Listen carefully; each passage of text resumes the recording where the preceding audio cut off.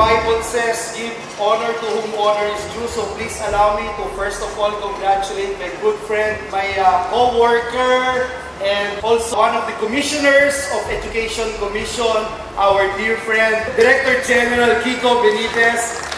Congratulations sa TESDA. 11, 12 years ago, I remember, I was still in TESDA.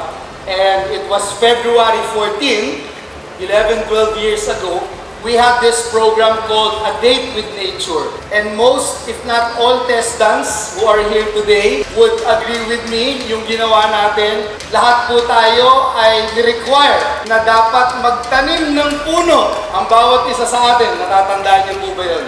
And I will just repeat what I said during that time. So sabi ko po, darating ang oras at panahon sa buhay natin, wala na tayo sa TESDA, ngunit yung mga ginawa natin bilang TESDAN will continue to matter. Because TESDA is definitely bigger than all of us. Lahat ng ginagawa natin sa TESDA balang araw, it's either ipagmamalaki natin or ikahihiya natin. I'm proud to say, 9 years after, I'm still very proud as a TESDAN. Once a TESDAN, always a TESDAN.